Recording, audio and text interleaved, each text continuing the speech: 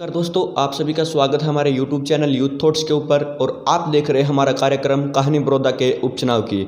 इसी के बीच आज कहानी है, एक ऐसे वाक्य से शुरू करने जा रहा हूं, उसका मकसद उसी तरह का है कि कातक की बिगड़ी कातक में ठीक होगी। इसका मतलब यह है कि उपचुनाव के अंदर INLD परिवार की जो वोट बैंक था वो गिरा था, लेकिन अब उपचुनाव के अंदर ही पार्टी के उठने के आसार लगाए जा रहे हैं। पूरी कहानी सुनने से पहले अगर आप हमारे चैनल पर पहली बार आए हैं तो नीचे दिए गए लाल रंग के बटन को अभी दबाएं, ताकि हर एक नई जानकारी आपको सबसे पहले मिल सके, और साथ में लगे घंटी को दबा दें ताकि हर एक नई जानकारी आपको समय के अनुसार मिलती रहे। तो चलिए दोस्तों शुरू करते हैं। आज हम बात करेंगे INLD परिवार की। जिस तरह से जिंद बाई इलेक्शन के अंदर INLD का प्रदर्शन अच्छा नहीं रहा था और केवल 3000 वोट मिलने से पूरे प्रदेश के अंदर चर्चा का विषय बनी। विषय भी जरूरी है क्योंकि इतनी बड़ी पार्टी, प्रदेश के दूसरे सबसे राजनीतिक बड़ी पार्टी और उसके साथ राजनीतिक परिवार की कहानी थी, और 3000 वोट मिलना वाकई में ही चर्चा का विषय था। उसी के साथ में विधानसभा चुनाव हुए, अच्छा प्रदर्शन नहीं हुआ, केवल एक ही सीट के ऊपर सिमट गए। इलाहाबाद से चौधरी अभय सिंह चौटाला अपनी सीट को बचा पाए और वो एकमात्र नेता हैं जो विधायक बने और अब विधानसभा के अंदर जिस तरह से आवाज़ उठा रहे थे।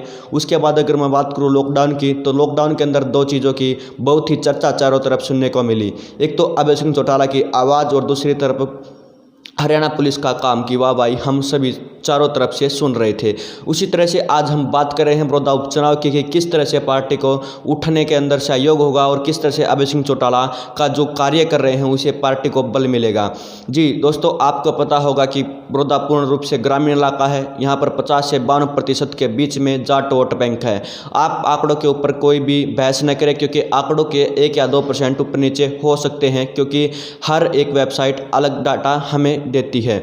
उसी के साथ में यहाँ पर 32 साल तक पहले INLD का राज रहा है और INLD यहाँ पर बहुत ही एक कट्टर, मैं कहूँ तो समर्थक रहे हैं। और उसी के साथ में जिस तरह से JJP पार्टी से आजकल सत्ता के अंदर JJP पार्टी है और गठबंधन से सरकार चली हुई है, लेकिन बहुत सारे लोगों के काम न होने के कारण और अन्य परिस्थितियों के कारण आज JJP पार्टी से आस्था कम होकर दोबारा से अब यही सत्ता का नारा गूंजने लगा है।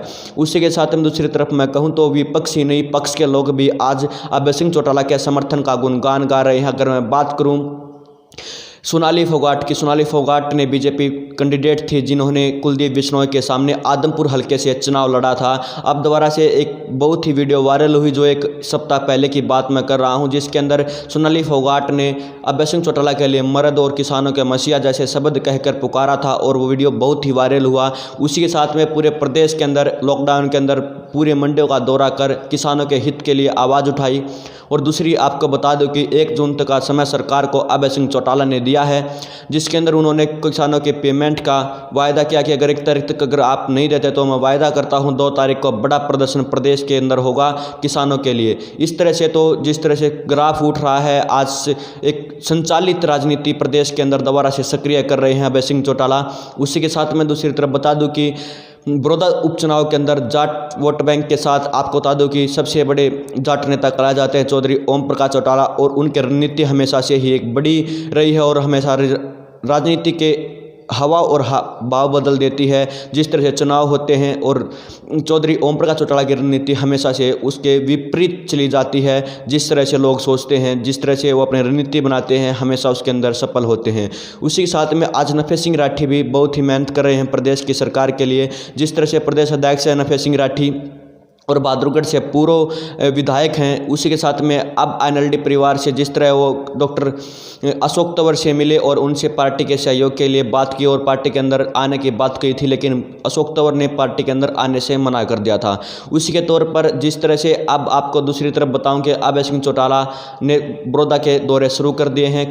3 या 4 दिन पहले बड़ौदा के गांव बुटाना के अंदर अभय सिंह चौटाला आए थे और बहुत सारे समर्थकों को उन्होंने पार्टी को ज्वाइन करवाया था। इसी तरह से अब ये सिलसिला चलता रहेगा और इसी तरह से हम आपको दिखाते रहेंगे सच्चाई। और इसी के साथ में अगर आपने अभी तक भी हमारे चैनल को सब्सक्राइब नहीं किया है तो अभी नीचे दिए गए लाल रंग के बटन को दबाएं, और ताकि हर एक नई जानकारी आप